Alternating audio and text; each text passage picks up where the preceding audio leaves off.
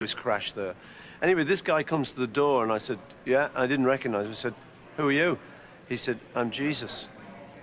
So I just kind of looked at him. I said, well, you better come in then. You know, what are you going to do? So I got the kettle on. I said, you want a cup of tea? I thought, well, you know, got to treat him right. You never know, you know, you just...